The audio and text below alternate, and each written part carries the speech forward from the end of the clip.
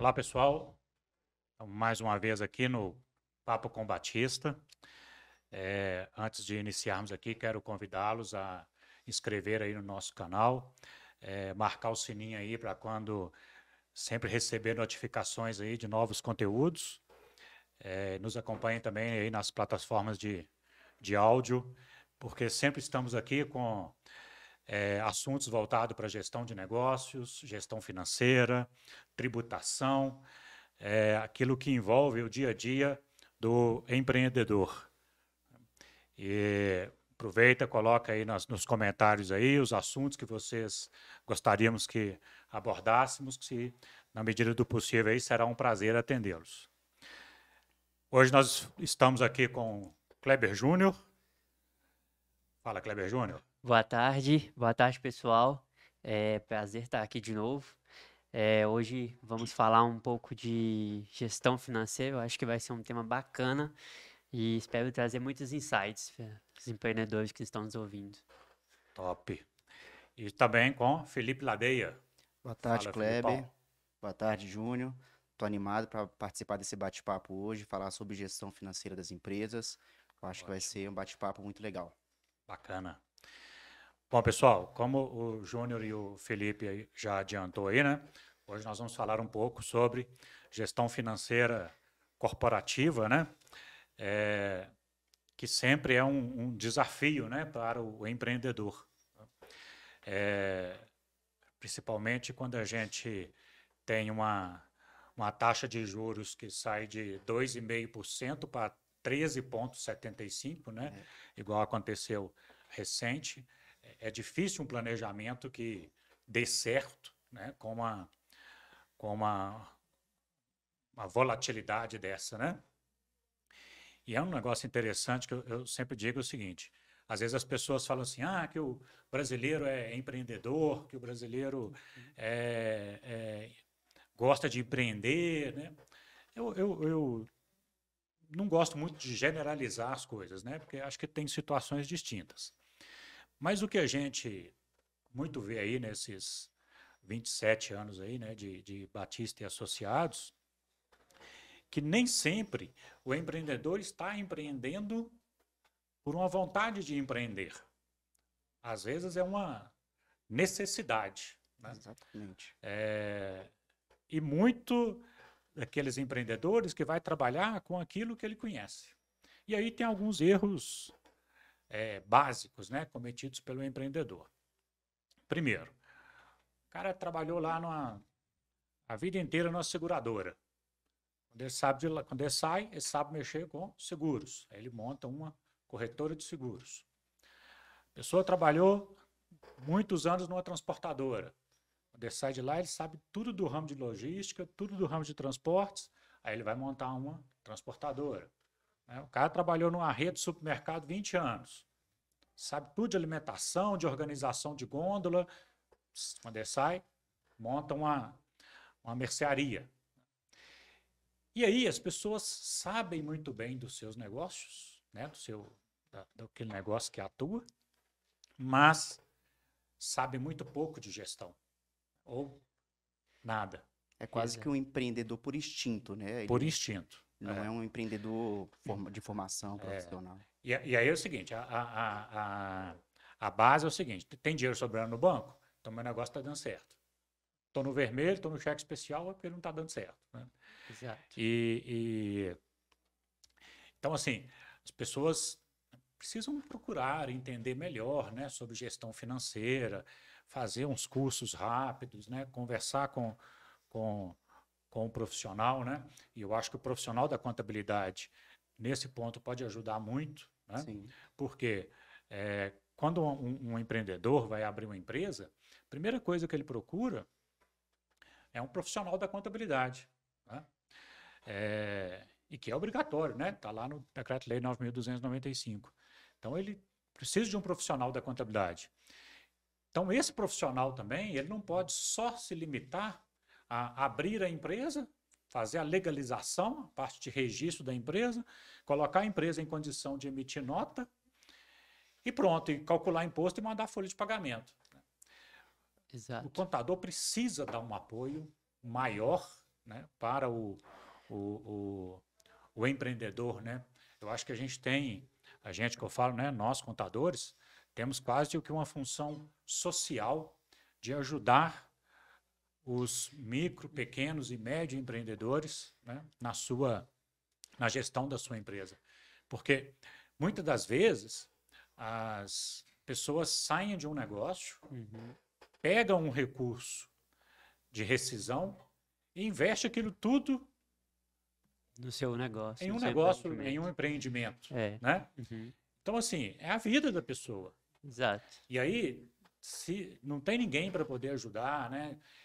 Porque as pessoas normalmente não pensam na questão da gestão financeira, né? Elas pensam lá na toda a logística do negócio, da atividade operacional do negócio, né? E acha que a gestão financeira vai caminhar sozinha e dá pouca importância para isso. Mas é o coração do empreendimento, né? Não tem dinheiro, não tem negócio. E a Né? tendência é que com a forma que o negócio vai crescendo, que vai evoluindo, é que aquele empreendedor saia do operacional e vá mesmo para o âmbito de gestão de negócio, né? E a gestão financeira é Isso. super importante para isso, né? Então, por exemplo, quantas pessoas a gente conhece que fez um plano de negócios antes de começar o negócio? Quase nenhuma. Quase zero, né? Quase zero. Às vezes eu estou dando aula, então quando eu estou dando palestra, eu pergunto isso, ninguém levanta a mão. Ou raramente um ou outro levanta a mão. Por quê? Porque as pessoas não se planejam antes. Né? Exato. E aí, aquela estatística do Sebrae, que diz que a maioria das 60% das empresas morrem com até 2 anos de vida, né? O Sebrae Mineiro, há muito tempo atrás, fez uma pesquisa com os ex-empresários, né, para saber o motivo que levou à quebra, e boa parte deles disseram que foi má gestão financeira.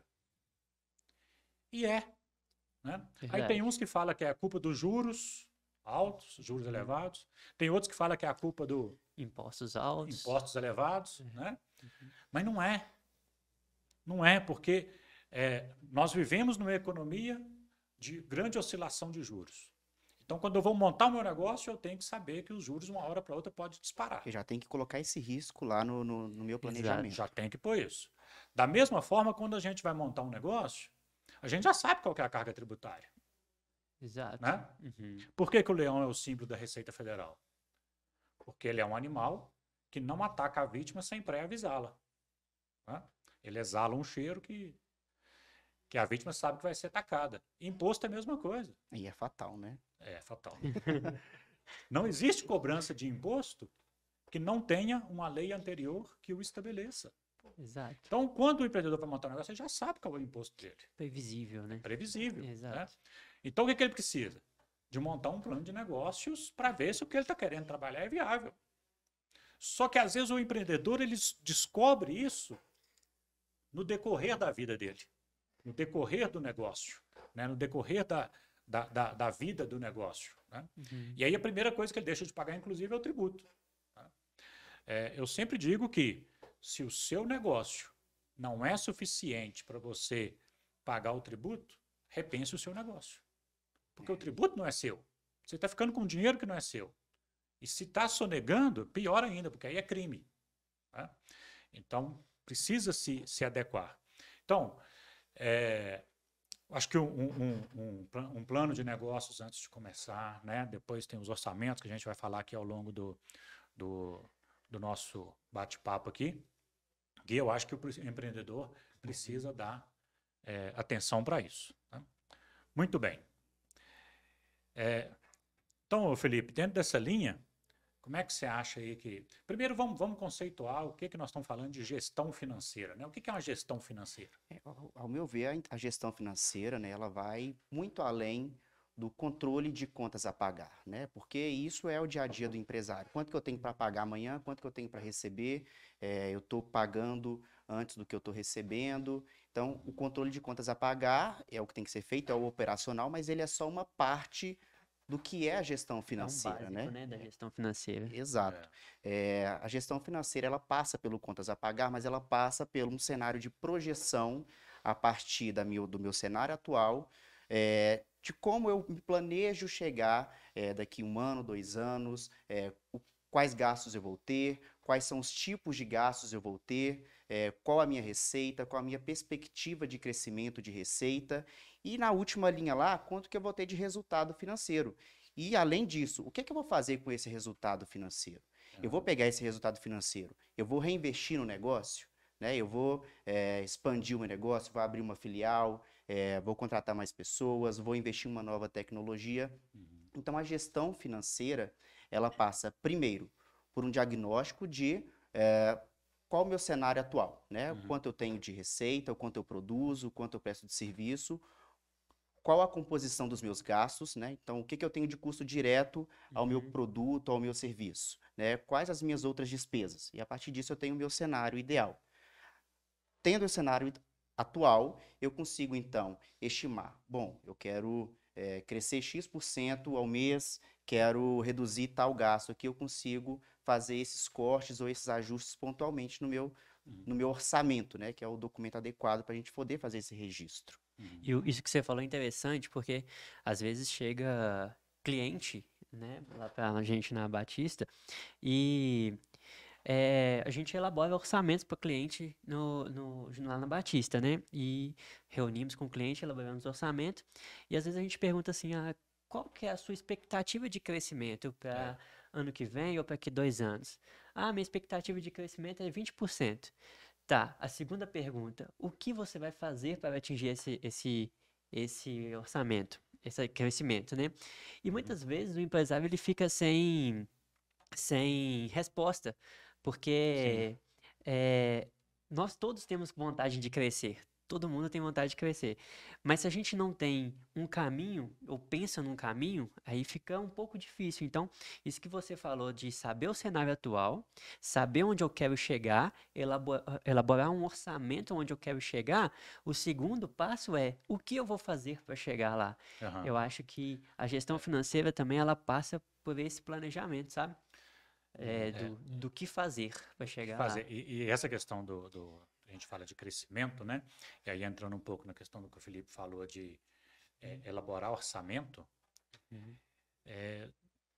quantas pessoas, né? Quantos dos nossos ouvintes agora, ou quem está aí nos assistindo no YouTube, pode dizer assim, eu tenho um orçamento? Raro, né? Raro. Né? Principalmente quando se trata de pequena e média empresa, né? As grandes empresas até que são mais organizadas nesse sentido, né? Mas um orçamento é exequível, né? Sim. Que é isso que o Júnior falou. Às vezes, o cara quer pôr um orçamento, mas não é um orçamento exequível, né? Exato. E o orçamento, ele não pode também ser tão ousado que impossível de acontecer e nem tão pequeno que é muito fácil de bater. Né? Exato. Então ele tem que ter uma medida ali, né? É como se fosse o alvo, né? Onde que a pessoa quer chegar. Mas um alvo realista, né? Sim. Eu lembro que uns anos atrás, a gente tinha um cliente na Batista que ele trabalhava com investigação de fraude em seguros. E aí ele tinha as metas internas lá, mas as metas era muito fácil de ser batida. Então, assim, dia 15, dia 20, o pessoal já tinha batido as metas. Aí ele fechava um hotel, podia levar a família, podia levar todo mundo para poder comemorar que bateu a meta. Né? Não sei se vocês prestaram atenção no verbo, mas quando eu falei, eu tinha um cliente. Tinha, né? Com certeza ele não existe mais. Não existe mais. Não né? conseguiu. Porque o cara não tem como sobreviver né? com um gasto desse e com metas muito pequenas, né? Por outro lado, não pode ser metas tão grandes que também desmotive as pessoas a cumprirem, né? Então, assim, e às vezes a gente está falando de orçamento, né? Fica parecendo um negócio assim meio de outro mundo, né? Um negócio de grande empresa. Pessoal, orçamento é coisa simples. Sim. É uma planilha Excel.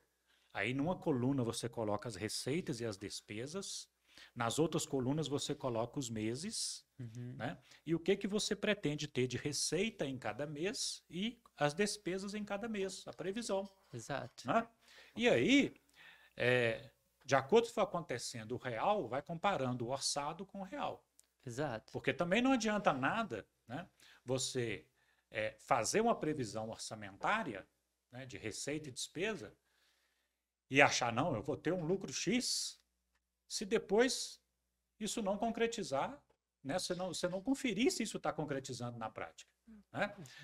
Isso vale, inclusive, para nossas vidas, né, para finanças pessoais. Né? Eu tenho um salário e tenho as minhas despesas. Né? Isso. E o salário ele é tranquilo, né? Porque aquele valor que chega ali é basicamente fixo, né? Uhum. Exceto aí, né? Quem é autônomo, né? Quem tem a renda variável.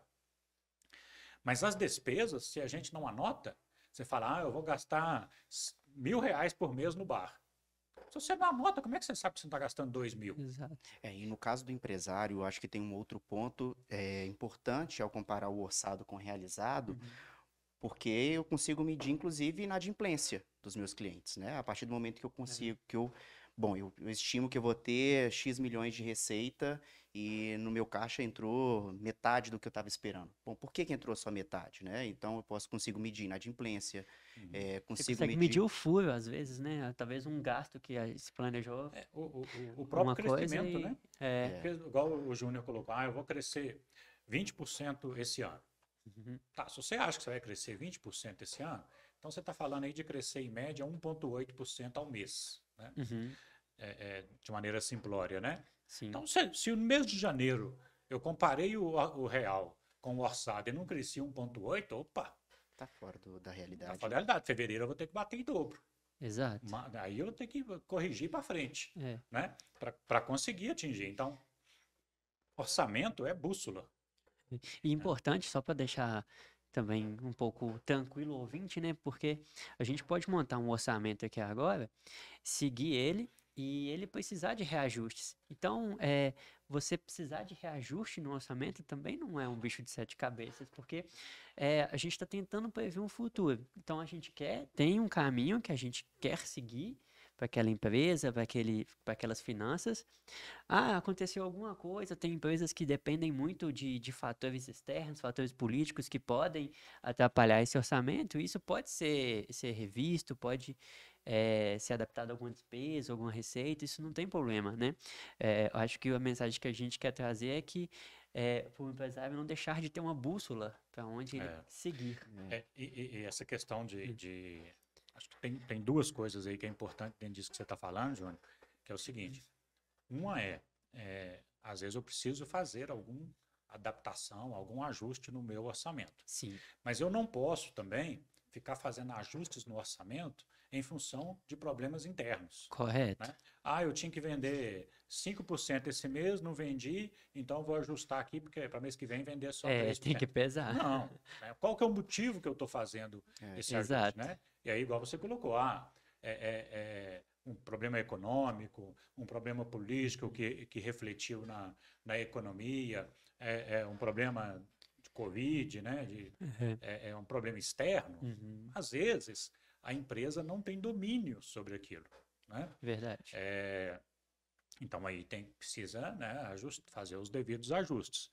Agora, tem que se tomar muito cuidado com isso, né, para simplesmente não bater a meta e reajustar. E fazer ajuste. Não.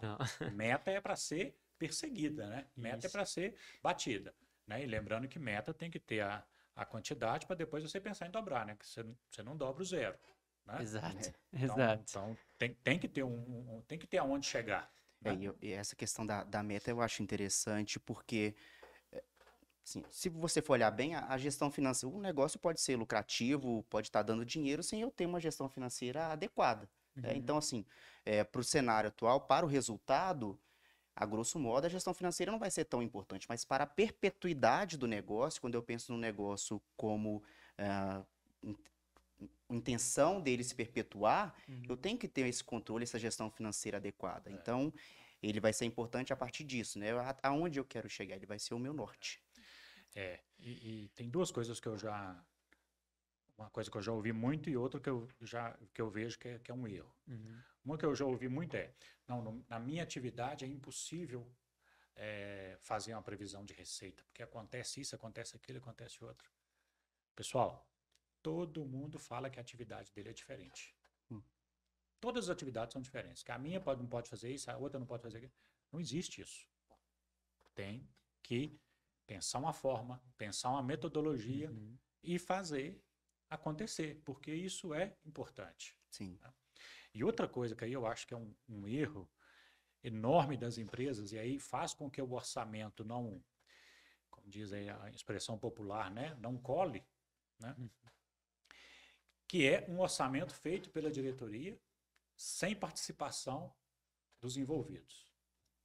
Eu entendo que o orçamento ele deve começar da parte operacional, né, supervisores, gerentes, coordenadores, né, até chegar refinado em nível de diretoria. A diretoria ela deve validar o orçamento ou, no máximo, ponderar sobre algum ponto ali que talvez não foi bem observado. Ou ajustar algum gasto, né? Mas com profundo diálogo. Porque quando se tenta fazer um orçamento só a controladoria, só a alta diretoria, não adianta porque as pessoas não vão comprar, né? Então, precisa envolver a empresa como um todo, né, para que todos estejam engajados naquele propósito de fazer orçamento. Mas como você colocou, né, Felipe? Orçamento é uma das ferramentas, né? E tem outras dores, né, que o empreendedor tem também na gestão financeira. O que mais que a gente poderia acrescentar aí de dores, Júnior, de problemas enfrentados aí pelas empresas? Bom,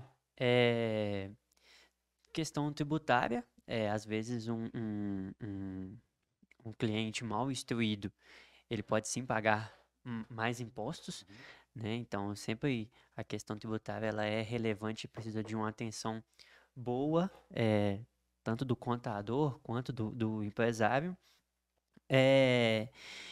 Em questão, aí a gente pode entrar em algumas empresas específicas, né? Sim. Por exemplo, por segmentos específicos, desculpe, como transporte. Aí tem o diesel, que é algo relevante. Às vezes, um seguro de carga é relevante. A gente poderia ir trabalhando aí numa questão de gestão financeira por segmento, porque de forma generalizada, a gente entra com a importância do orçamento, do tributo, e que o orçamento é uma bússola e do tributo. Mas depois, quando a gente passa para o segundo nível, que é um nível mais segmentado, com as transportadoras, estou trazendo aqui transportadoras, aí a gente já tem uma necessidade de capital de giro alta. Para os ouvintes que talvez não saibam, a necessidade de capital de giro é o quanto a empresa precisa ter em caixa, o mínimo que ela precisa ter em caixa para suportar a operação dela, para a operação dela rodar. E existem empresas, como a transportadora, que precisa de ter um caixa muito alto, porque precisa pagar primeiro antes de receber. Então aí a gente entra em algumas variáveis. Posso trazer aqui a questão de importadoras e exportadoras também, que depende do dólar, do euro. Então, tem alguns fatores externos. Externos, né? Isso. Essa questão que você colocou do capital de giro, né? Da necessidade de capital de giro. Para o ouvinte entender, né? O que é a necessidade de capital de giro, né? A necessidade principalmente daquele valor que eu vou gastar para manter as minhas operações, mas também para financiar o cliente. E isso é interessante, né, entender esse conceito, porque às vezes uma empresa em dificuldade financeira, aí qual que é a primeira ideia dela? Nossa, vamos vender mais. E quanto mais vender, pior ela vai ficar. Por quê? Porque ela tem uma necessidade de capital. Exato. Para poder financiar a operação, né? Então, vou até pegar o exemplo da transportadora ali que o Júnior colocou. Tem muitas transportadoras que terceirizam o frete. Exato. Então, a transportadora vai lá com o seu cliente, né? Fecha um frete com o seu cliente. O cliente da transportadora vai pagar com 30, 45 dias. Sim. A transportadora, se ela vai terceirizar aquele frete, um autônomo, por exemplo, ela tem que pagar esse autônomo à vista. Por quê? Porque o autônomo, para ele fazer a entrega, ele vai ter que pagar combustível, né? Já tem o vale pedágio, ele vai ter que comer, pagar Manutenção do diária, veículo. manutenção, etc. Então, ela já tem que pagar esse autônomo à vista. Olha, ela está pagando à vista para receber daqui a 30, 45 dias. Isso quando não há inadimplência, né? Sim. Então, todo esse tempo aí, de 30, 45 dias, ela está financiando o cliente. Ela precisa de capital para financiar o cliente. Se ela tem o capital, ótimo, menos mal. Se ela não tem, ela vai ter que ir no mercado pegar esse capital. Exato. E aí, nós sabemos que taxa de juros para financiar a operação, né, taxa de juros para capital de giro, é uma taxa mais elevada. Exato. Né? É diferente de eu fazer um financiamento de um caminhão, por exemplo, né? Que a taxa é menor porque tem o bem em garantia, capital de giro nem sempre. Né? Então é uma taxa mais elevada. E aí, se essa transportadora, né, imaginando uma transportadora nesse sentido, se ela está com dificuldade financeira e ela falar assim, virar pessoal de vendas, olha, vamos vender mais porque nós precisamos melhorar o nosso caixa. O que vai acontecer? Vai vender mais ela vai ter cliente para financiar, menos dinheiro ela vai ter, mais ela vai ter que pegar capital de terceiros, mais ela vai pagar juros e a lucratividade está indo embora. Tá indo embora, No pagamento de exatamente. juros. E é legal, Kleber, esse comentário seu, porque volta que a gente começou a falar no início sobre a importância do contador estar de perto do empresário, né? Porque os conceitos de prazo médio de pagamento, prazo médio de recebimento, ciclo operacional, ciclo financeiro, são conceitos que estão no dia a dia do contador, né? E o contador ele tem domínio dos sistemas que podem ajudar no controle financeiro, no controle contábil. E ninguém melhor do que o contador para poder levar essa informação para o empresário, né? Sem dúvida. Qual que é o seu problema aqui de prazo médio de pagamento? O contador tem essa informação, né? Exato. Qual que é o seu ciclo operacional? Qual que é o seu prazo médio de estocagem? Qual que é o reflexo disso tudo aqui no seu cenário financeiro? Então, isso reforça a questão do contador prestar o seu papel consultivo e estar de perto do empresário cada vez mais, né? Porque essas informações, elas partem de uma origem contábil. E nesse exemplo, só te cortando um pouquinho, nesse exemplo que você trouxe, onde o cliente precisa descontar o duplicata e vai pagar uma taxa de juros, ou pegar empréstimo, né, e pagar uma taxa de juros, a gente entra num outro desafio da gestão financeira, que eu ia trazer aqui, que é a precificação. Então, se eu montei uma precificação, no final da linha lá, já incluindo os impostos, meus custos, o valor do meu produto, do meu serviço é R$10. Se depois eu estou pegando esses R$10 e estou pegando um empréstimo ou descontando a duplicata e pagando uma taxa sobre isso e eu não considerei ela na minha precificação, eu estou diminuindo a minha margem de lucro. Sim. E aí, acarreta no que você trouxe, que é quanto mais eu vendo, parece que quanto mais eu vendo, pior eu fico. Mas é isso. E é interessante essa questão de falar de colocar esse custo do capital, né, no preço de venda. Isso normalmente não é possível. Por quê? Porque não se forma mais, né? Muito antigamente, quando a gente tinha lá inflação de 80% ao ano, né? Eu já vivi isso pelo menos. Ok, né? Você até formar o preço dentro da empresa, porque o mercado ele não tinha muita noção de preço, né? De equiparação de preço, né? Hoje não, hoje as pessoas conseguem comparar preços. Sim. Né? Por mais que nós tenhamos inflação e tudo, mas a gente tem uma relativa estabilidade econômica. Então, não adianta, o preço não é mais formado dentro da empresa. Porque se fosse, tá ótimo. Qual que era a fórmula do preço de venda? Custo mais despesa mais lucro. Sim. Nenhuma empresa ia ter prejuízo. Né? Mas esse preço de venda ele é formado no mercado. Sim. E cabe à empresa, internamente, adequar os seus custos, as suas despesas e a sua margem de lucro àquele preço que o mercado está disposto a pagar. Né? Então, e normalmente, o mercado não está disposto a pagar taxa de juros. Normalmente não. Fatalmente, o que acontece? É isso corroer o lucro. E aí, corroendo o lucro, mais capital de giro capital de terceiros, desculpe, ela vai precisar para fazer investimento. E mais capital de terceiros, mais juros, até entrar numa bola de neve, né? Nós trabalhamos lá na Batista com empresas em recuperação judicial e empresas falidas, e a gente vê o seguinte: nem toda empresa que tem excesso de capital de terceiros vai para um processo de recuperação judicial ou vai para falência. Mas todas que foram, têm. Exato. Né? Exato. Então, assim, não significa, porque também tem capital de terceiros que não é ruim. Né? Nós tínhamos um cliente lá em Pedra Azul, no norte de Minas, que ele ia comprar uma máquina para extração de granito.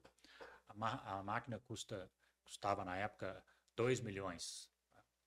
Ele tinha uma linha de financiamento, um determinado banco, de 0,5% ao ano, com 2 anos de carência para começar a pagar. Vou pôr meu dinheiro nisso. Bom demais, né? Né? Ele conseguia aplicar mesmo naquela época a 0,8%, 0,8% até 1,2% ao mês. Mas melhor eu guardar meu dinheiro, né, e fazer o financiamento. Então, capital de terceiros, bom. Né? Exato. Mas, regra geral, as pessoas não usam capital de terceiros por opção, e sim por obrigação. Né?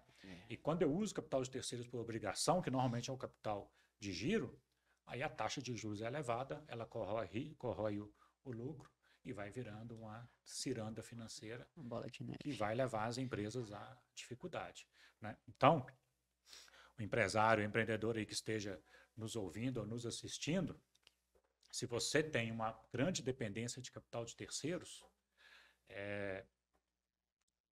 dá uma atenção para o seu negócio. Reflita o que precisa ser feito. Exato. Porque talvez você cresceu muito antes da hora, então deu um passo atrás. Ou talvez você precise de uma reorganização interna para adequar o negócio àqueles custos e despesas que você tem. Talvez você precise de um investimento externo, talvez um novo sócio, né, para colocar um capital externo, ou uma forma de capital barato, do sogro, da sogra, normalmente capital barato. Ou talvez repensar o negócio, né? Negociar com o fornecedor. Negociar com o fornecedor. Duas coisas importantes que a gente deve sempre ter em mente. Sim. Eu preciso pagar o fornecedor com o maior prazo possível e preciso receber do meu cliente com o menor prazo possível.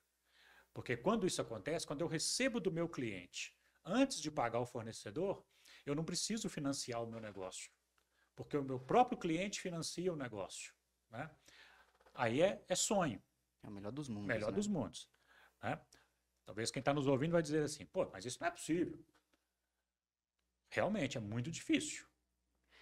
Mas é o que precisa ser perseguido. É uma métrica para ser perseguida. Isso, é o que precisa ser perseguido. Exato. Né? A gente não pode tirar isso de foco, né? Sempre ter isso no foco. E aqui a gente já trouxe 2 pontos, né? Que primeiro, para resolver isso, um orçamento, onde você, quando se faz um orçamento, já consegue ter uma bússola e consegue saber aonde está saindo, onde está o furo ali, e depois a precificação.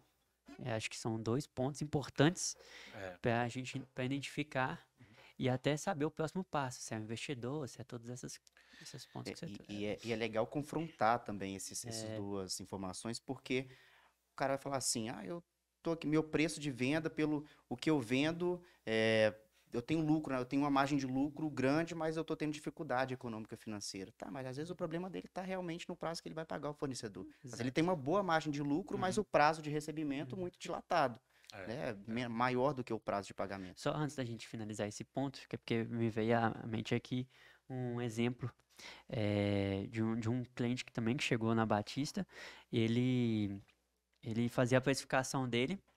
Ele tinha uma planilha lá onde colocava, meu custo é X, minha mão de obra é isso, e no final do dia eu coloco aqui uma margem de lucro de 100%. Então eu estou vendendo pelo dobro do meu custo. Eu falei, poxa, tá excelente, né? Porque qual negócio hoje a gente consegue colocar a margem de lucro de 100%? Quando a gente pediu para revisar essa precificação, a gente percebeu que ele não estava considerando todos os tributos adequadamente, estava calculando o tributo errado. Na parte, no caso dele, precisava de mão de obra, né? Na parte de mão de obra, ele estava desconsiderando férias, 13º, apenas o salário, né? Então, a gente conseguiu identificar o que era e. E com isso, ele ainda precisava ter muito capital de giro, porque ele recebia com 60 dias. Então, ele estava com precificação errada, estava com um prazo médio de recebimento do cliente dele muito grande e só via o dinheiro indo. O sócio fez aporte de milhões e o dinheiro está indo. E aí, quando ele chegou, a gente fez essa varredura que agora está se alavancando novamente. E isso é interessante que às vezes na precificação você tem erro mesmo na precificação, né, que você não coloca todos os custos, e às vezes tem alguns custos que só o empresário que sabe, né, porque eu acho isso interessante, porque não é do segmento, é daquela empresa. Né, porque cada empresa tem a sua especificidade, né? Por isso que é uma pessoa, né? Cada um de nós temos a nossa personalidade, né? A pessoa física. A pessoa jurídica também, né? Por isso que é uma pessoa, só que é uma pessoa criada juridicamente. Né? Então ela tem também a sua personalidade, as suas peculiaridades. E aí, ô Felipe, o que a gente poderia falar um pouquinho aí sobre esses custos ocultos? Kleber, além do que está lá no orçamento, né? E que muitas vezes o empresário não vê, eu tenho que computar. Acho que eu chamo a atenção para dois aí. Primeiro, o desgaste dos meus bens, né? Então, eu tenho aí o que a gente chama na contabilidade de amortização, que nada mais é reconhecer contabilmente o desgaste do meu ativo que eu uso para poder operar. E isso não vai estar no meu orçamento, né? Eu não tenho desembolso de caixa todo mês para isso. E isso é um custo que é importante eu ter. Você vai ter que repor o equipamento em determinado momento. Isso. Né? Então, ainda que eu não coloque no orçamento, eu preciso saber que aquele custo existe. Então, minha máquina ela vai depreciar em 10 anos. Então, eu vou guardar um percentual da minha última linha lá do meu orçamento para poder repor essa máquina, né? E um outro custo oculto que eu acho importante de ressaltar é o custo de oportunidade mesmo. Né? O senhor acabou de comentar do cliente que poderia ter o capital próprio, né, para comprar uma máquina, mas ele preferiu investir aquele recurso e tomar o empréstimo com terceiro. Então, esse cálculo, né, de saber, bom, o que eu vou fazer de investimento aqui vai me trazer uma rentabilidade maior do que financiar com terceiro, esse custo também é importante, né? Eu tô optando por fazer esse investimento aqui, pagar uma taxa de juros um pouquinho menor e aportando meu dinheiro numa outra fonte. Se você me permite só complementar, trazendo um exemplo, porque hoje em dia tem a questão muito forte aí de aluguel de carro ou compra de carro, né? Então, claro que cada um, não estou falando aqui que alugar ou comprar é a melhor opção, mas quando você fala de depreciação, é aquele exemplo para o nosso ouvinte, quando eu compro um carro, eu não vendo pelo mesmo preço que eu comprei, exceto nessa última... Ultimamente está vendendo mais caro. Ultimamente aí as coisas da tabela FIP mudou, mas normalmente não é assim. Então essa diferença entre o valor que eu comprei do carro zero e que eu estou vendendo, essa diferença é a depreciação. E por outro lado, na questão do custo-oportunidade, eu tenho dinheiro para comprar à vista, mas eu posso investir e optar por alugar um carro, porque no longo prazo, o que eu vou ganhar de rendimento ou dividendos, ele é melhor. E eu acho que isso se aplica também à empresa, né? Principalmente porque tem que comprar maquinário, tratores, caminhões, enfim, né? Do que depende do segmento. Bacana. Só abrindo um parênteses, já que você abriu um parênteses aí nessa questão do específica do aluguel do carro, né? Para ajudar aí o nosso ouvinte, porque muita gente ainda tem resistência, né? Não, eu preciso ter o carro, né? Sim. É igual a casa, né? A gente também, muito. A gente tem que ter a cultura, né? Nós temos uma cultura de ter o imóvel, né? Mas ter o imóvel financeiramente não é um bom negócio, né? Mas, vamos ter. Eu tenho. Sim. Por quê? Porque é questão de cultural, né? A gente se sente mais E confortável. que cada pessoa tem sua realidade. E A questão do carro ainda, mesma coisa, né? Agora está se quebrando essa barreira, né? E começando a ter algumas as empresas por assinatura, né? Estão chegando no mercado, mas que é importante, né? Fazer a conta para ver ali o que é melhor, porque né? Seja na pessoa física ou na pessoa jurídica. eu só ia acrescentar aqui, não é que é o melhor para um que vai ser o melhor para Exato. outro, né? Eu Que a gente preciso. estava falando, as empresas têm as suas particularidades. Exato. Né? E nessa questão de custo oculto, Felipe, eu até lembrei de um caso agora, que também chegou lá na Batista uma vez, um corretor de seguros. No mercado de seguros, tem aquele corretor de seguros que tem escritório, né, com funcionário bem montado, e tem aquele profissional que é chamado de corretor de pastinha. O cara não tem escritório, não tem nada, ele pega a pasta dele, vai vender seguro e de noite volta para casa. Né? Era assim, né? Hoje nem sai de casa mais, porque hoje tudo é online. Mas uma determinada vez, uma empresa corretora de seguros me procurou, e aí o corretor falou, Cleber, tem uma coisa errada. Eu tenho, acho que na época ele tinha lá uns 15 funcionários e tal. E o meu amigo lá é corretor de pastinha, ele sozinho, então ele ganha mais dinheiro que eu. Não tem condição.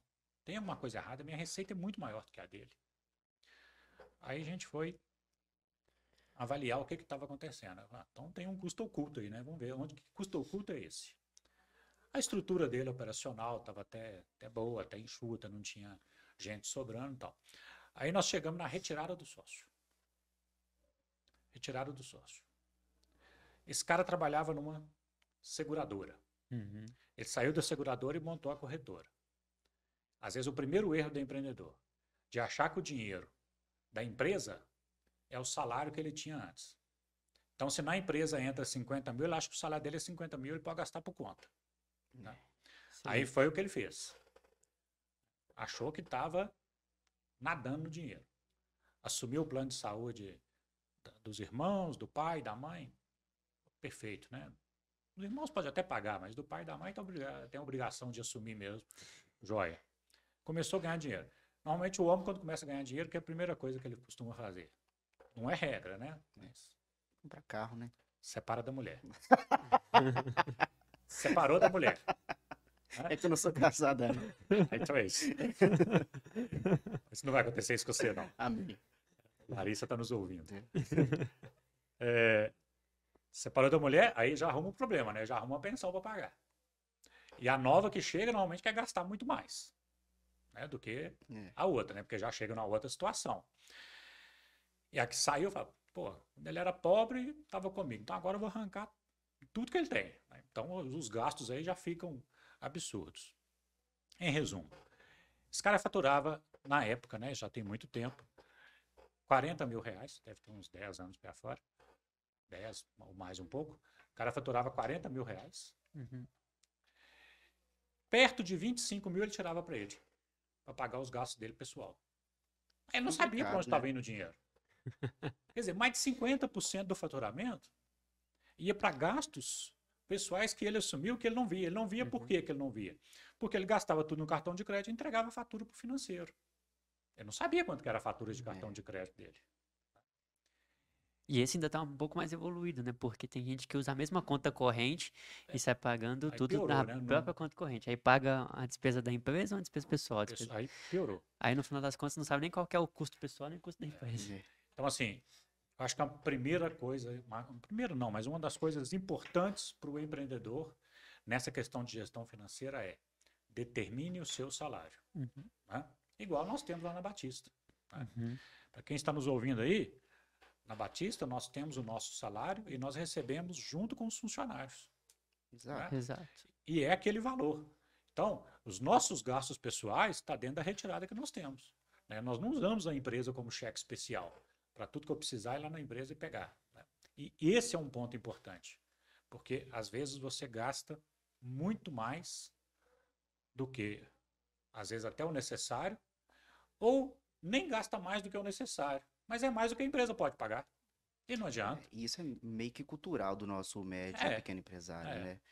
Porque, assim, acho que o ponto de partida até antes do próprio orçamento. Eu preciso estabelecer. Bom, o sócio é uma pessoa, a empresa é outra É pessoa. outra pessoa. Né? Então, não existe eu tirar o dinheiro da empresa para poder pagar minhas contas.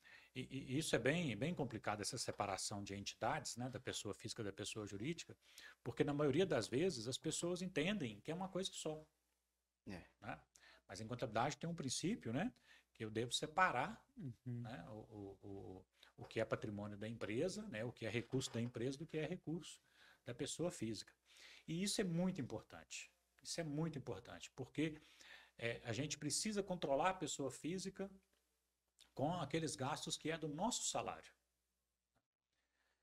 Aí, às vezes, o ouvinte fala assim, poxa, mas eu não posso esperar final do mês, né, para receber. Não tem problema. O dia que você vai receber, não importa.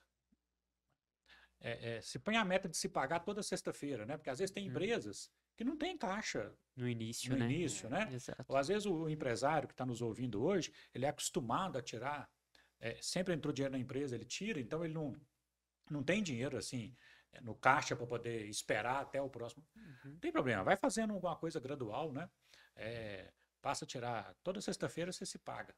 Sim. A questão da data de se pagar não é o problema.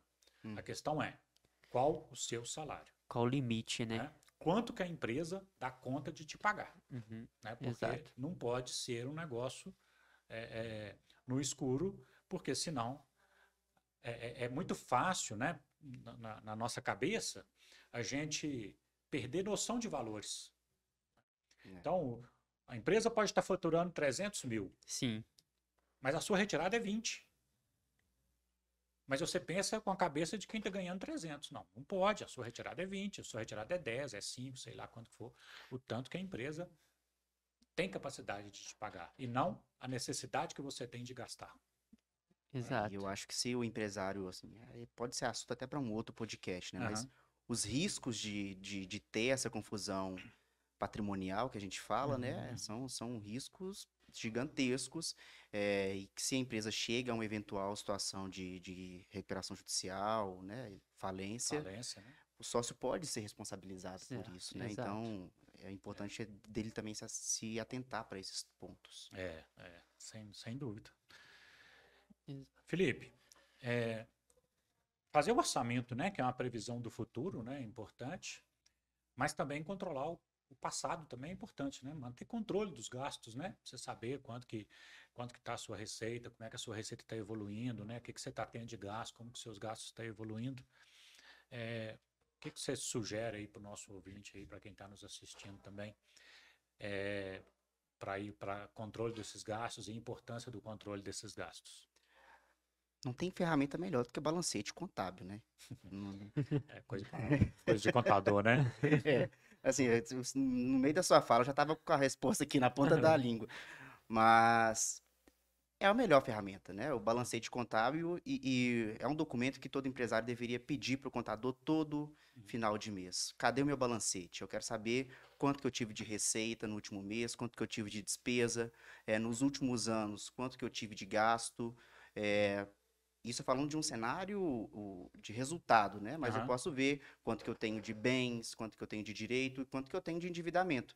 E o balancete é a melhor ferramenta, balancete contábil é a melhor ferramenta para eu poder fazer essa análise, né? Nele eu tenho detalhadamente toda essa composição do patrimônio da empresa.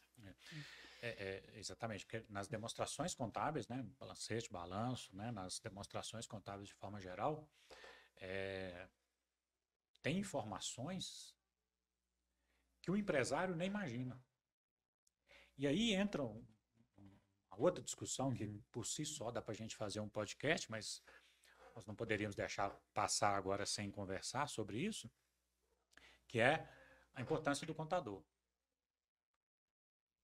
Só que eu não quero, né, aqui também não sou favorável a esse negócio de que o contador é muito importante e querer enfiar a goela abaixo do empresário que o contador é importante. Não, o contador tem que se fazer importante. Sim. Né? Então, há uma discussão, a profissão contábil vai acabar, não sei o quê. Gente, profissão contábil não vai acabar. Agora, aqueles escritórios que só manda folha de pagamento e calcula imposto, eu acho que esse vai acabar. Porque isso está ficando cada vez mais automatizado. Sim. Agora, o escritório que presta uma consultoria financeira, que senta com seu cliente mensalmente, para discutir o balanço, para discutir o balancete, para discutir a evolução de receita, despesa, indicadores financeiros, isso não tem substituição. Né? Verdade. Você pode ter sistemas que fazem cálculos financeiros, mas ele vai fazer um cálculo financeiro olhando só números.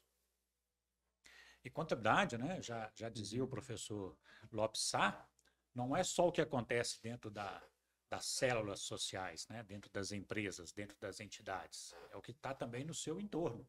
Né? Uhum. Então, quando eu vejo uma empresa que está com excesso de capital de terceiros, eu tenho que pensar também como é que está o rumo da economia. Né? Sim. Se vai aumentar juros, se não vai aumentar juros. Né? Quando uma empresa está com excesso de dívida tributária, nós temos alternativas para passar para esse empresário para equacionar a sua dívida. Né? Então, eu acho que esse é o papel do contador mesmo, que não é que ele mereça ser reconhecido, ele vai ser reconhecido, mas se fizer esse trabalho. É uma consequência, né, Consequência. Exato. E só complementando a sua resposta, Felipe, em questão das melhores práticas, né? Porque hoje existe uma distinção entre o que digamos regime de caixa, falamos de regime de caixa e regime de competência, né? Sim. Para o nosso ouvinte, o que é isso? Regime de caixa é minha receita e despesa, é o que eu gero de caixa, né, naquele determinado período. Entrada e saída de recursos. Entrada e saída de recursos, exato. E quando eu falo de regime de competências, eu posso não necessariamente ter recebido aquele recurso agora. Por exemplo, eu vendi para um cliente este mês, vou receber daqui 60 dias. Na contabilidade, a gente reconhece como receita deste mês, né? Não daqui 60 dias. Então, para o nosso ouvinte entender melhor, o balancete ele é super mega importante para uma análise financeira e uma análise de futuro da empresa, mas é para deixar claro também que isso é um regime de competência, né? Não deixando de lado ele contratar ou um sistema financeiro ou ter uma planilha financeira para ele controlar a entrada e saída de recursos da empresa dele. Como que o caixa dele se comporta quanto a isso, né? Ambos são importantes. Talvez valha até um podcast para a gente entrar nesse assunto de regime de caixa, competência, falar diferenças e falar um pouco mais disso. Mas o que eu queria deixar aqui é que o empresário ele não precisa ele precisa ter um sistema financeiro interno e também precisa exigir o balancete. Acho que a junção dos dois é importante. Sim. Júnior, só para complementar o que o Júnior falou, aqueles custos ocultos que a gente não consegue ver no orçamento, na contabilidade ele vai aparecer. Correto. Né? Então ele às vezes não vai aparecer pelo regime de caixa, mas na contabilidade, que é regime de competência, ele vai aparecer. Correto. Exemplo, a própria depreciação. São análises distintas, mas complementares. Né? Sim. Regime de competência, eu estou tratando a receita de um mês, a receita gerada em um mês e a despesa gerada no mês, independente de eu ter pago ou não. Correto. Né? Caixa, eu estou considerando a receita que entrou esse mês e a receita paga nesse mês. Né? São duas análises totalmente distintas, né? Mas que se completam. Né? É o que você falou mais cedo, por exemplo. Às vezes eu posso ter tido uma receita esse mês muito boa, considerando o regime de competência, mas quando eu vou olhar no caixa não entrou dinheiro. Porque a inadimplência está alta, ou porque está tendo muita venda cancelada, né? E tem que descobrir o motivo que fez isso. Né? Júnior, o que você poderia deixar aí para o nosso ouvinte com relação a algumas sugestões ou ideias para redução de custo ou otimização aí desses custos? Bom, eu acho que falar de maneira geral, assim, seria um pouco complicado, né? Acho que cada empresa tem a sua realidade e tem os seus gastos, as suas receitas, né? Eu poderia entrar aqui em segmentos, né? Transporte, por exemplo, é o segmento que a gente atua. Isso. Então, assim, tá falando na questão de transporte, eu até trouxe alguns exemplos aqui. Por exemplo, uma otimização de rotas, no caso de transportadoras, né?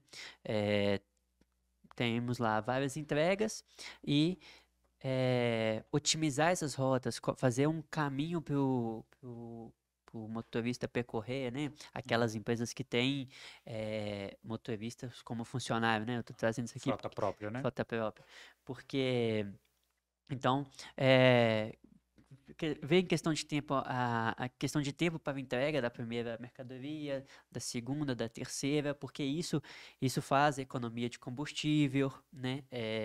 Otimiza a questão de tempo para a entrega da mercadoria.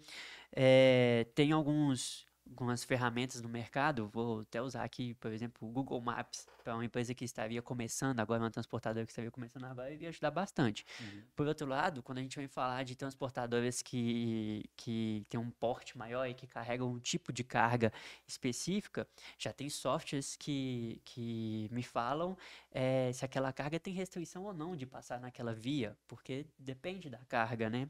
Então, isso tudo são fatores que podem parecer pequenos, mas que no final do dia ele pode otimizar se for bem planejados, né?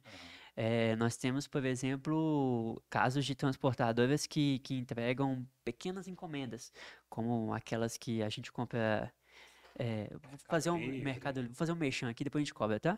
Shopee, Shein, né? Então, então essas transportadoras, eles normalmente costumam fazer zoneamento. Então, eu pego todas as mercadorias da zona norte de BH, da zona sul, e levo o transporte para lá. Então, assim, cada segmento tem a sua particularidade, necessitaria de uma análise, de conhecer e conhecer a particularidade, mas temos vários fatores aí que podem otimizar esses custos, sabe? Bacana. Felipe, assim, eu sempre vejo que um gestor financeiro, ele tem basicamente duas funções básicas, né? Que é a decisão de investir o dinheiro que sobrou e a decisão de captar. Tá? Só que a gente fala assim com simplicidade, não é tão simples assim, né? Investir até é um pouco mais simples, né? Tendo dinheiro para investir, ótimo, mas a decisão de captar é uma decisão muito arriscada, né? O que você poderia falar um pouquinho disso aí pra gente? Kleber, primeiro que realmente é arriscado, né, essa decisão, e eu acho que o primeiro aspecto que o gestor deve olhar é para o seu prazo médio, o seu fluxo de pagamento, né, o seu fluxo financeiro, desculpe. Quanto tempo que eu preciso financiar o meu cliente, quanto tempo que eu preciso financiar a operação, e o que está em risco do patrimônio, né? Se eu vou precisar dar alguma garantia, se eu consigo esse empréstimo com uma taxa de juros um pouquinho maior, mas eu não preciso colocar meu patrimônio em risco. Então, acho que o primeiro ponto a se analisar é isso. O que eu tenho de opções de crédito no mercado, né? E por que não tomar isso do sócio? Acho que esse é o primeiro ponto.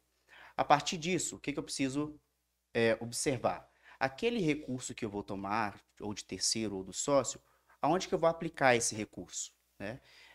E o quanto que aquilo vai me trazer de rendimento. Sim. Né? E quanto tempo que eu espero que esse recurso retorne como rendimento da empresa, né? A gente tem a taxa interna de retorno, né, para poder calcular isso.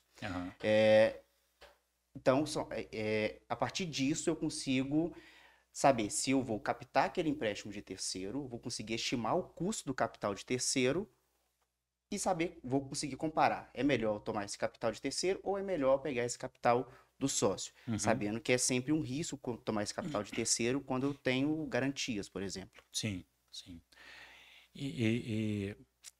Né, a gente, né, igual eu falei que como a gente trabalha, né, com empresas também em dificuldades financeiras, né, ou que já até morreram, né, que são as massas falidas, às vezes a gente vê muita decisão errada disso, né?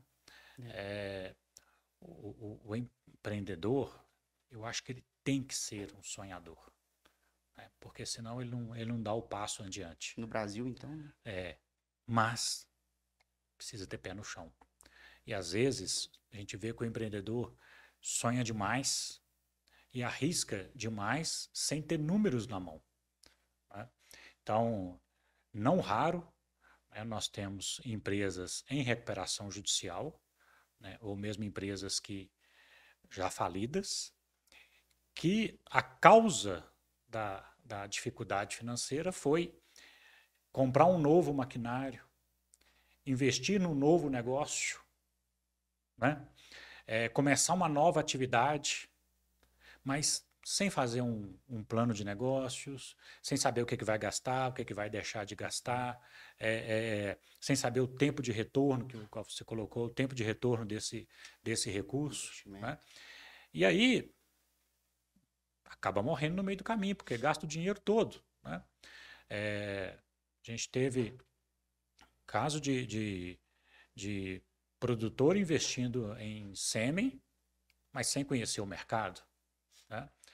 Tem um frigorífico, comprou uma máquina no exterior, a máquina demorou muito chegar, quando chegou já tinha acabado os recursos, porque ele fez um plano da máquina chegar e ele produzir para pagar. Só que a máquina demorou tanto chegar que já chegou a hora de pagar. E quando a máquina chegou no porto, ele ainda não tinha dinheiro para poder pagar os tributos para fazer a liberação da alfândega. Quebrou. Tem mais um exemplo. Desculpa te interromper. Então, só concluindo, não, tem que sonhar, mas tem que sonhar acordado. Né? Tem que pôr o pé no chão, tem que fazer conta. Né? Só um outro exemplo rapidinho aqui. Eu tinha um cliente, e olha que o verbo é esse mesmo, eu tinha, que... 27 anos de história, né? Tem muita tem muita história. Eu levava o balancete para ele, né? Ele falava, não, eu até acho legal e tudo, admiro quem olha, mas eu administro no feeling. Eu sei o que é receita, o que não é, o preço que eu tenho que trabalhar e tal. E isso eu já estava todo endividado, né? E eu pensando comigo, seu feeling tá ruim. Passou menos de um ano, ele quebrou, teve AVC, né? Quebrou não só a empresa, ele também, né? Teve AVC e tudo. Então, assim, não é essa de administrar no feeling. Feeling é importante, sentimento é importante, conhecimento de mercado é importante, números para validar sentimentos e sensações é mais do que importante. Né? Porque senão você acaba dando tiro no escuro mesmo. Exatamente. Você ia comentar, eu te cortei.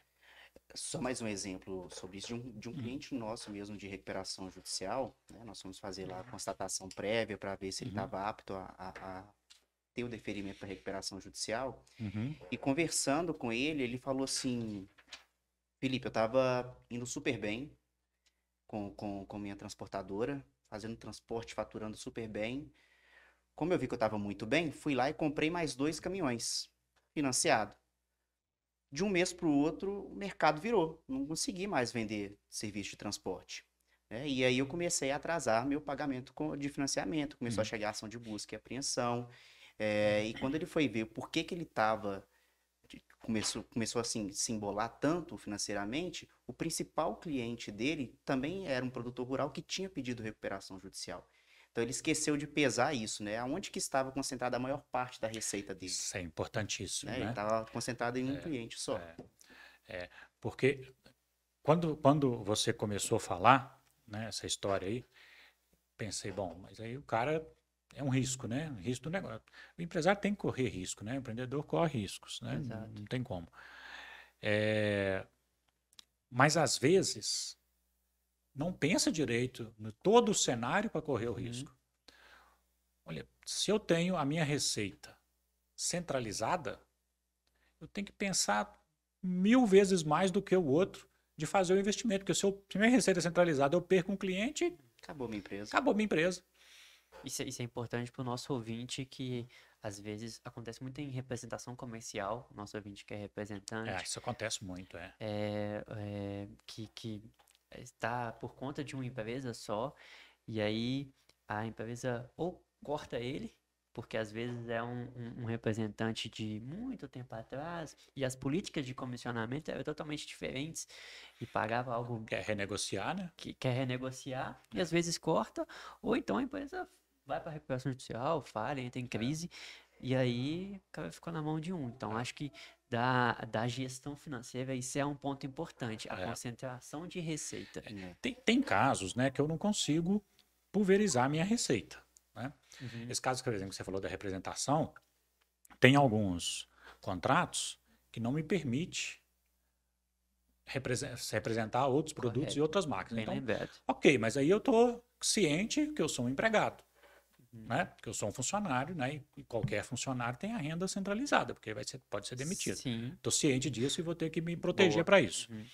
Mas, sempre que possível, se a empresa puder pulverizar a sua receita em mais de um cliente ou em mais de um negócio, é importante, né? Porque para não ficar aí na mão de uma pessoa só e de repente você vê a sua empresa ir embora. E isso não raro, né? Isso acontece muito. Eu já tive alguns clientes dessa forma, né? Nós já tivemos alguns clientes assim, principalmente os clientes que trabalham com as grandes empresas, né? Presta serviço para uma montadora, Sim. que presta serviço para uma mineradora, né? Que são grandes empresas, que às vezes o cara trabalha só para aquela empresa. Amanhã a empresa troca a diretoria, o diretor quer levar um outro prestador, um outro fornecedor para lá, Que é já era. uma outra questão importante de avaliar todo mundo acha que não, eu vou começar a fornecer para uma grande empresa, vou faturar super bem. Mas o que eu tenho que fazer para começar a fornecer para essa grande empresa? Às vezes eu vou levar meu gasto lá para cima e não vai compensar tanto, entendeu? E isso é uma análise importante demais, viu, Felipe? Para quem está nos ouvindo aí, que trabalha com grandes empresas ou que tem essa pretensão. Normalmente, quando você é um fornecedor pequeno, né, seja de mercadoria ou de serviços, que trabalha com uma grande empresa, primeiro, a empresa dita a regra do preço, né, o poder do grande sobre o pequeno. Exato. Então, eu tenho que saber se aquele ali me atende, né? Segundo, que eu fico muito na mão dessa empresa. E às vezes eu contrato funcionário. Aí às vezes o meu negócio não está dando para pagar o imposto, mas eu estou continuando. Eu estou só postergando, né? Só estou postergando. Em uma hora, na hora que eu rescindir um contrato, a única coisa que eu vou levar para casa é um pacote de dívida. Pacote de dívida tributária, um pacote de dívida com funcionário. E aí eu tenho a falsa sensação de estar ganhando dinheiro. Mas isso de novo, a questão psicológica, né? Por que o empresário, às vezes, faz isso? Porque ele vai numa dessa grande aí e faz um contrato lá de 1 milhão. Fechei um contrato de 1 milhão. Quanto está sobrando no bolso dele? E ele esquece que a empresa também dita, além do preço, quanto que ela vai pagar, né?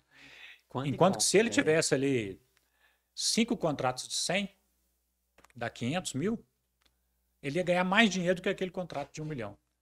E muito menos trabalho e dormir um pouco tranquilo, né? Porque se você tem 5 e perde 1, ok, você se reequilibra. Agora, se você tem 1 e perde 1, meu amigo, Exato. já era. Né? E na perícia civil, né, que nós fazemos lá no escritório, tem muitas perícias, né, de rompimento de contrato. Né? Que aí, às vezes, esse pequeno entra na justiça, não, que o contrato foi rescindido de maneira unilateral, não sei o quê. Tá, você pode até, né, conseguir alguma coisa via judicial, né, dependendo ali da natureza, né, das características do contrato, mas não é o ideal, né, para se pensar em empreender. Até porque se for esperar o judiciário, quando ele for receber, ele provavelmente já quebrou. A gente tem caso lá de quem vai receber é o espólio. Né? Então... Mas, Felipe, um outro ponto aqui que eu queria que a gente abordasse, né, porque eu acho que é um problema assim para o empreendedor, né, e todo mundo fica meio assim, é com relação a essas sazonalidades, né? Porque você tem sazonalidade, tanto às vezes decorrente do negócio, né? Então, por exemplo, o comércio, você tem as sazonalidades em dias comemorativos, né?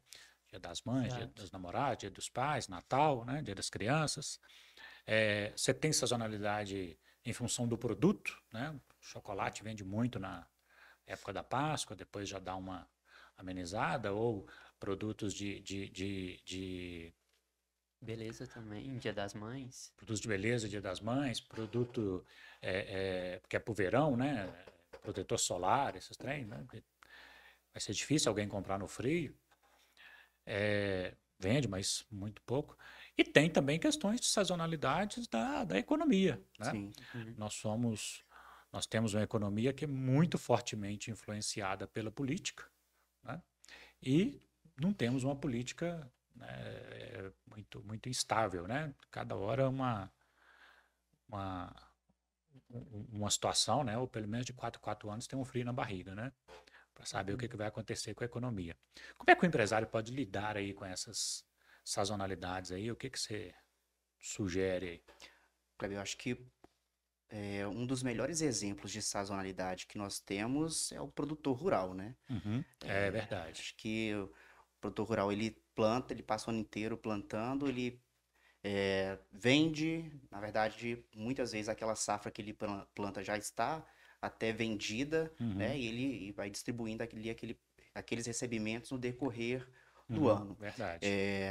O que eu vejo como forma dos empresários se protegerem dessa sazonalidade é realmente fazer uma reserva, né? Uma reserva de pequenos valores todo mês, né? Que você pode colocar isso no seu orçamento, que é, né, não precisa ser algo tão grande que vá diminuir tanto o seu resultado final, mas que você já vai prevendo essa sazonalidade, porque você sabe que ela vai acontecer, né? No caso do Uhum. produtor rural, você sabe que É, em determinada época do ano você não vai é só a ter colheita e pronto. e Depois é só pronto. investimento Você só para a tem próxima o colheita. gasto. É. Então, a melhor forma de você conseguir se precaver desse recurso, sem ter desse problema da sazonalidade, né? Sem ter que tomar recursos no mercado, Uhum. é fazendo essa reserva, né? Uhum. Muitos falam de pelo menos um ano de reserva aí, né? Para caso de algum É imprevisto. E eu verdade. acho que é a melhor forma que ele tem de É. se defender. Isso é muito engraçado, né? Porque em finanças pessoais também é assim, né? É, muito se fala em criar uma reserva de emergência por um período, 6 meses a um ano e tal. Porque isso eu acho muito importante porque, apesar de se chamar reserva de emergência, a emergência muitas vezes ela é previsível. Você não sabe o Uhum. que é emergência, mas você sabe que um dia pode acontecer. É. E assim, na empresa também, né? Que tem a questão da sazonalidade, Uhum. onde é totalmente previsível para alguns ramos, mas por outro lado, tirando um pouco de lado a sazonalidade, também tem as emergências, as fases boas e ruins da vida jurídica, né? Uhum. Que precisa também de uma reserva. Talvez o ouvinte empresário que está o ouvinte, né? Ele pode falar assim, poxa, mas esse pessoal tá falando de reserva de emergência para a empresa precisa tirar o dinheiro e tal, mas é importante ressaltar que não é que eu vou fazer uma reserva de emergência de hoje para amanhã. É de pouquinho em pouquinho. Uhum. Hoje eu começo colocando R$ 500 numa conta, R$ 1.000 na outra, vou crescendo, vou faturando mais, tá lá no meu orçamento uma quantidade de despesa para, vamos chamar de despesa, né? Porque o orçamento é receita e despesa para reserva de emergência. Então eu vou pegando R$ 1.000, 2.000, 3.000. E aí, de pouquinho em pouquinho, a gente tá com uma conta específica para esse fim e onde o empresário ele consegue quando acontecer o problema, ele pelo menos tem alguma coisa para segurar ele, Uhum. né? E eu acho que isso é muito importante, Por- tanto em pessoal quanto jurídico. eu acho que a pandemia, né? Acho que ela escancarou bem isso, Isso, boa. né? Porque quando foi obrigado lá o fechamento dos estabelecimentos, naquele mês tinha muita gente que já não tinha dinheiro para pagar salário. Exato. Então, quer dizer, o cara não tinha reserva nenhuma, né? O cara nunca pensou numa reserva para nada, né? Porque fechou ali, acabou a receita, não vai entrar dinheiro, então não tem como pagar mais nada. Pronto, acabou. Então, acho que deixou isso bem escancarado e talvez foi uma lição, né? Agora, eu acho que é uma lição que é bom que seja aprendida, né? Porque realmente isso é um problema, Sim. né? Exato. Muito bem. Ô, Júnior, sempre que eu falo né, que eu toco nesse assunto de finanças corporativas, né? Uhum. Eu acho que tem muito a ver também com a questão de finanças pessoais, né? Sim. E aproveitando aí que você começou a falar de finanças pessoais e você está se tornando aí um especialista nisso, né? De Ótimo. investir, né? Gosto muito disso. O que é que nós temos aí de dica aí também? Porque esse negócio, eu acho que é aquilo que nós estávamos falando no início, né? Para eu ter uma saúde financeira boa da empresa, Uhum. primeiro eu tenho que me organizar as minhas finanças pessoais, Legal. né? Uhum. Porque Seja porque eu preciso ter controle do que eu estou tirando da empresa, eu não posso saquear a empresa toda, seja porque a empresa, às vezes, tem limite no que ela pode me pagar e não me pagar simplesmente o que eu necessito, né? O que você poderia deixar de dica aí para o nosso ouvinte? Bom, acho que você falou tudo, né? Primeiro, a gente precisa de um CPF forte para ter um CNPJ também forte. Então, acho que se a gente se organizar financeiramente na pessoa física, já é meio caminho andado para a pessoa jurídica. Na pessoa física, também entendo que a gente precisa ter uma reserva de emergência, igual eu falei aqui, precisa estudar um pouquinho o mercado de aplicações também, né? Eu ainda não posso chegar aqui para o nosso ouvinte e falar qual empresa é boa para investir, porque eu não tenho essa certificação ainda, mas daqui a pouco eu falo para o nosso ouvinte. É, mas importante que as mesmas tratativas que na pessoa física, onde você precisa fazer um orçamento, você precisa ter uma reserva de emergência, que calma também, não é de hoje para amanhã que vai fazer uma reserva de emergência, é de pouquinho em pouquinho, né? A taxa de mortalidade do brasileiro não é de um ano, né? É de vários, então, não sei quanto que é agora, mas de pouquinho em pouquinho. Assim na pessoa jurídica também. Então, na pessoa jurídica é possível fazer uma reserva de emergência, separar uma continha para isso, fazer um orçamento, como a gente começou no início aqui, discutimos sobre orçamento, rever a sua precificação para saber se não tem um furo, peça ajuda a um contador. E também é possível investir pela pessoa jurídica. Claro que os produtos no mercado não é a mesma coisa que para pessoas físicas, mas é possível ter investimentos conservadores, investimentos de alta liquidez que eu posso sacar a qualquer momento quando eu precisar disso. Então, eu acho que o empresário podia sair desse podcast aqui com esse pensamento, sabe?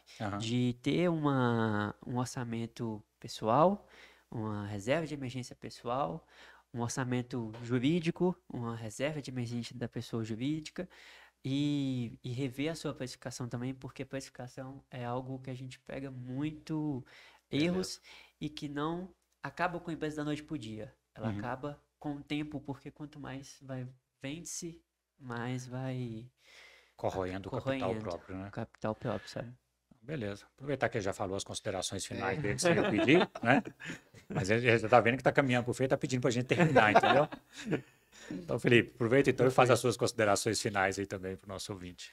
Bom, o que eu quero deixar de mensagem é para que o empresário ele leve desse podcast a importância mesmo de uma gestão financeira como forma de organizar a sua empresa, como forma de conhecer o que ele tem de receita, diversificar a sua receita, conhecer os seus gastos, qual a composição desses gastos, o que ele pode melhorar a partir daí, que o orçamento é uma informação importante para a continuidade do negócio dele, e observar também a questão da importância da contabilidade. Utilizar o contador, demandar o contador no que ele realmente está ali para isso, né? Para mostrar a essência da informação contábil, que é controlar o patrimônio e, a partir desse controle, ajudar o empresário na gestão dos negócios. Eu acho que ele pode sair daqui com essas duas mensagens: orçamento e controle da contabilidade. Maravilha. Obrigado, Felipe. Obrigado, Júnior. Obrigado. Obrigado aí ao nosso ouvinte, quem está nos ouvindo aí, né? Esperamos ter contribuído de alguma forma aí para o conhecimento, né? Para os insights para o dia a dia aí de vocês. Inscreva aí no nosso canal, aciona lá o sininho. Tem dúvidas, tem questões, tem sugestões, pode colocar aí que nós vamos respondendo aí na medida do possível, mas com certeza todos serão respondidos. Obrigado!